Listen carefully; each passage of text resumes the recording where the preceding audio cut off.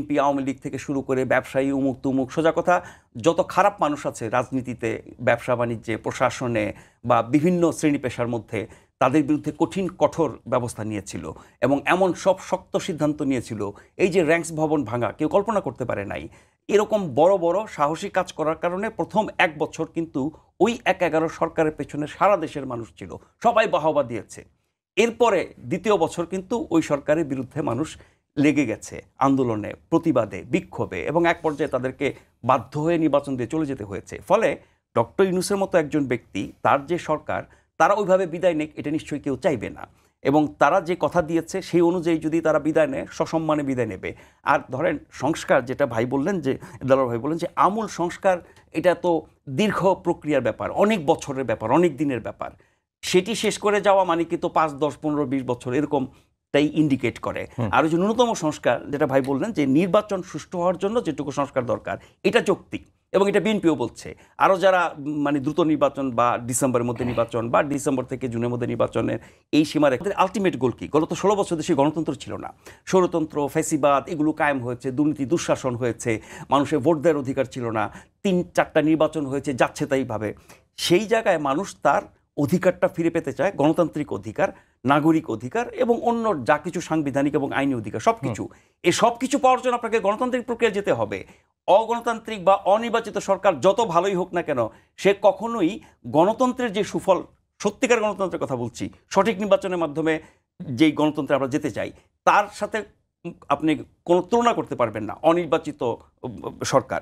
এখন শেষ কথা বলি যে গণতন্ত্র আমরা হারিয়েছি, আবার ফিরে পেতে চাই। অনেকে বলে যে একটা নির্বাচন করে আবার ক্ষমতায় গেলেই কি আমরা গণতন্ত্র পেয়ে গেলাম? গণতন্ত্র কিন্তু চর্চার ব্যাপার। যেসব দেশে 200-250 বছর ধরে গণতন্ত্র চর্চা হয়, আমেরিকা 250 বছরের গণতন্ত্র, এখন তো ভাই একটি বিষয় আপনাদের নিয়ে খুব একটা আলোচনা হয় যে আপনারা নির্বাচন নিয়ে বা নির্বাচনের যে তারিখ নিয়ে সরকারের যে অবস্থান, সেখানেই মোটামুটি সরকারের পক্ষেই অবস্থান নিয়েছেন যে ডিসেম্বর জুনের মধ্যে নির্বাচন। আবার আপনারা নির্বাচনের প্রচারণাও কিন্তু দেখেছি যে ঈদ কেন্দ্রিক আপনারা নির্বাচনী প্রচারণা চালিয়েছেন। গণমাধ্যমের রিপোর্ট বলছে যে আপনারা অলরেডি 300 আসনের মধ্যে 290টি আসনে প্রাথমিক প্রার্থীও চূড়ান্ত করেছেন। তো এইটা নিয়ে আপনাদের মানে দ্বিচারিতা কিনা যে দলের, যে আপনারা নির্বাচন একটু পেছাতেও চাচ্ছেন, আবার নির্বাচনী প্রচারণাও করছেন?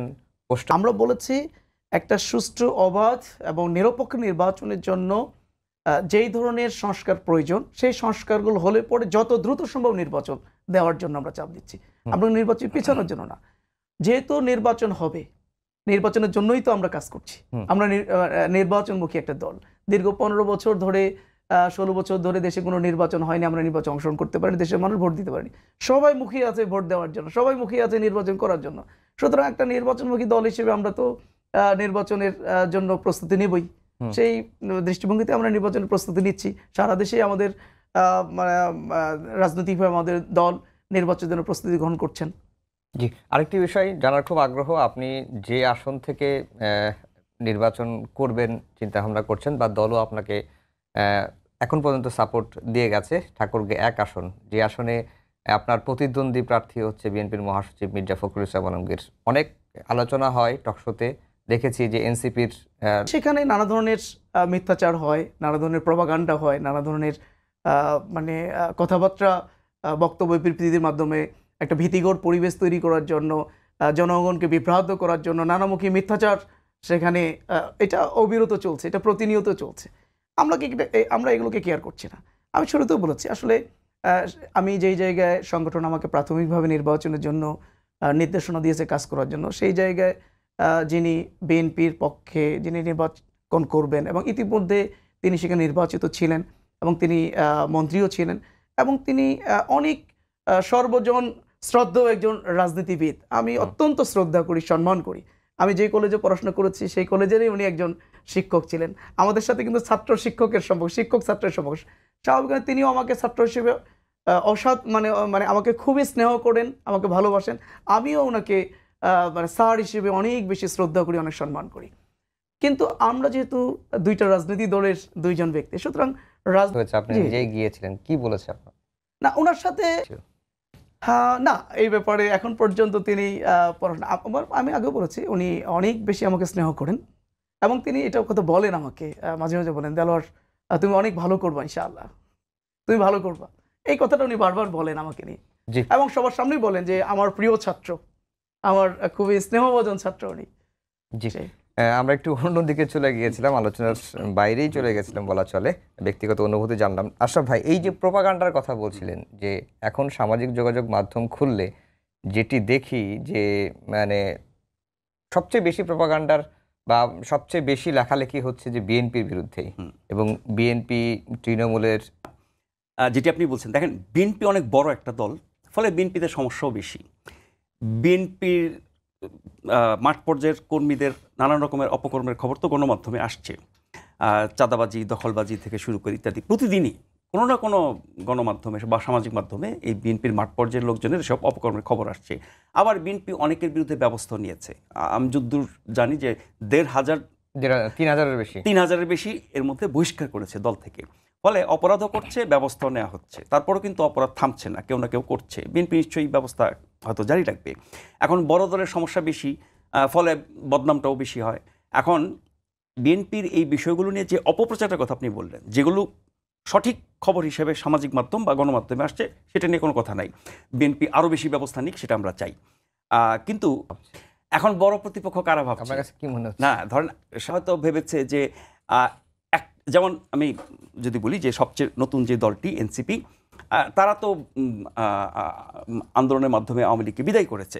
সবার আন্দোলন ছিল সেটি, তারপরও তার নেতৃত্বে ছিল, কৃতিত্ব তারা একাই নিতে চায়, এটি নিয়ে সমালোচনা আছে।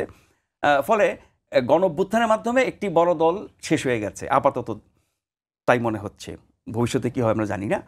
ফলে দ্বিতীয় বড় দল হিসেবে বিএনপিকে আক্রমণ, এটা কিন্তু আমরা অনেক দিন ধরেই দেখছি, এবং প্রকাশ্যেও টকশো থেকে শুরু করে বিভিন্ন অনুষ্ঠানে ওই দলের নেতারা কিন্তু এখন বিএনপিকে, আওয়ামী লীগের আক্রমণ তো এখন একচেটিয়া হচ্ছে, হবেই, এবং 16 বছর তারা যে অপকর্ম করছে, আগামী 32 বছর আওয়ামী লীগকে এরকম সমালোচনা, গালি শুনতেই হবে। এখন বিএনপিকেও যখন একইভাবে আক্রমণ করা হচ্ছে, এবং অনেক ক্ষেত্রে বিএনপিকে আওয়ামী লীগের সমকাতারে নিয়ে যাওয়ার চেষ্টা করা হচ্ছে, একই ধরনের দল, একই ধরনের আচরণ, একই দেলোয়ার ভাই, একটি প্রসঙ্গ আনতে চাই, সেটি হচ্ছে যে আপনারা বিএনপিকে প্রতিপক্ষ ভাবেন কিনা, আর আরেকটি বিষয় হচ্ছে যে এনসিপির সঙ্গে জামায়াতের সম্পর্কটা কি? শুধুমাত্র আরেকটি রাজনৈতিক দল, নাকি এর নেপথ্যে অন্য কিছু আছে? যেহেতু মাঠে কিন্তু অনেক আলোচনা আছে যে জামায়াত এনসিপিকে পেট্রোনাইজ, তাহলে বলা যায় যে প্রায় 18 থেকে 20 বছর আমরা একসাথে একজোটের মধ্যে ছিলাম। পরবর্তী সময় আমরা 18 সালের নির্বাচনের পরেই মূলত ধীরে ধীরে এই যে জোটের কার্যক্রমটা শিথিল হয়ে যায়।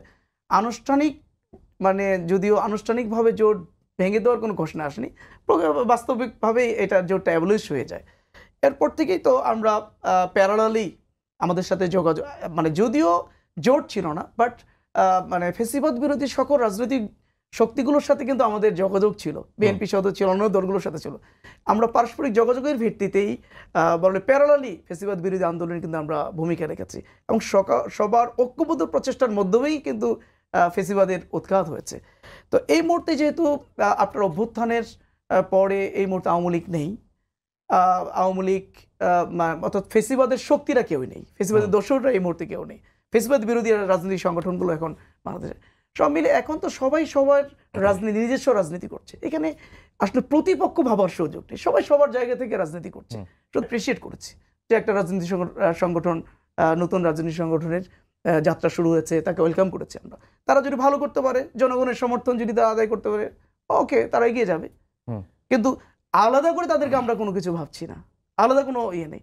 তারা একটা রাজনৈতিক সংগঠন হিসেবে তাদের সাথে যে ধরনের সম্পর্ক, অন্যান্য দলের সাথে যে সম্পর্ক, আমরা তাদের সাথে একই রকম সম্পর্ক। জি আশরাফ ভাই, আমরা শেষের দিকে চলে আসছি, প্রশ্ন করব না আপনি। হ্যাঁ, আমি দেলোয়ার ভাইকে ছোট প্রশ্ন করব। ঠিক আছে, স্পষ্ট, কেউ বলুক আর না বলুক, আমরা বলি আর না